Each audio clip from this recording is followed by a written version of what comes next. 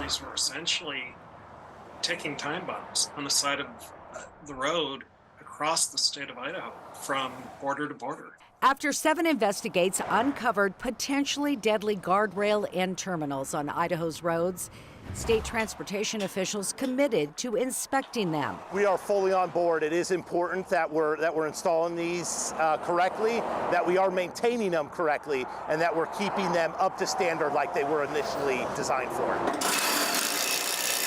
Idaho Transportation Department says crews found about 90 of these with mismatched parts, which is less than 1% of all end terminals in the state. It's not about, it's only 1%, or it's even 0.5%, or even 0.25%.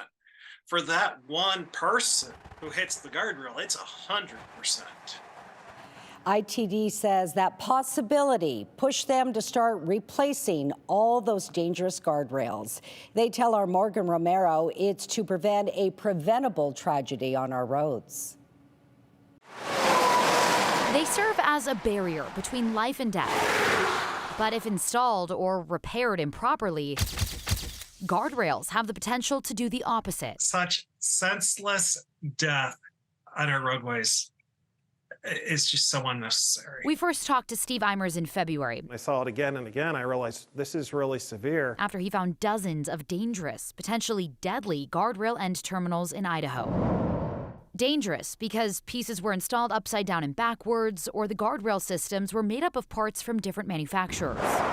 These Frankenstein guardrails go against those manufacturers and federal regulators' warnings. We have to install them exactly as crash tested. Eimers became an expert and advocate out of tragedy after his daughter Hannah died when she hit the end of a guardrail in Tennessee in 2016. Idaho Transportation Department said if not for you and for our story that we did, they wouldn't have known about all of these issues. So how does that make you feel? It doesn't make it worth it, but it brings more meaning to what happened. Both Eimers and I brought the issue of Frankenstein guardrail end terminals to the Idaho Transportation Department. We want to fix it, and we want to make sure that we fix it right. ITD promised they'd act. We made a commitment that we wanted to make sure that we were checking every single end terminal because we are serious about safety. ITD Public Information Officer John Tomlinson says they're so serious, they inspected all of Idaho's 12,000 guardrail end terminals over the past 6 months. Making sure that these end terminals are as safe as possible.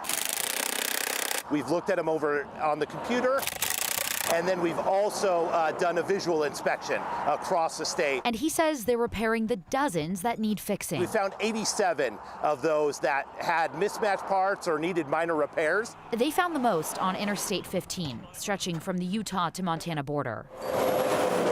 But there are also several Frankenstein guardrails on I-84. We were able to follow ITD crews to the freeway in Caldwell. They replaced these two rails right here, and then this piece here on the bottom. Where they replaced what Eimers calls one of the worst Frankenstein guardrails he's ever seen. So that they even let you on the roadside with their crews, I'm pleased with overall. I'd like a little timelier response, but candidly, that's probably better than most state DOTs because a lot of them will not even speak on camera, and that's tragic. Typically, when we have a mismatch or need some repairs, it's from an end terminal that may have been struck in the past. Tomlinson is confident all guardrail end terminals were originally installed correctly. It's after they were hit and repaired that things went wrong. There's many factors that could have been, the parts weren't available. Eimers blames it partly on lack of training. They need to ensure that they're maintaining a proper inventory, training their staff on a regular basis that these have got to be installed as tested. We, went through some training again just to make sure that everybody is on the same page. And then if we're making repairs, make sure that these repairs are being made in accordance with what the manufacturers say can be used. We cannot be mixing parts.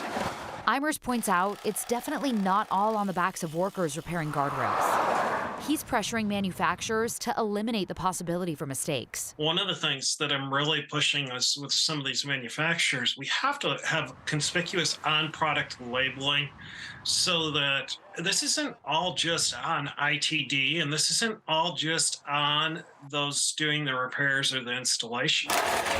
ITD hopes to have all 87 end terminals fixed by winter. We're about a third of the way through with any maintenance and repairs. Restoring that barrier between life and death. Now for context on the cost of repairs, fixing that one guardrail in Caldwell cost the state about $3,100. It cost about $1,100 for parts and equipment and almost $2,000 for labor. While people have died in other states after hitting Frankenstein guardrails, no one in Idaho has lost their life to them. People have been hurt after hitting end terminals on Idaho's roads. ITD says of the 575 people involved in crashes with end terminals over the past 5 years, 18 were seriously hurt, 55 had minor injuries, and 88 may have been hurt. But none of those crashes involved a guardrail spearing anyone like what happened to Steve's daughter. ITD says there were other factors at play like speed, weight of the car, and the angle it hit the end of the terminal with all of those numbers that they gave to us.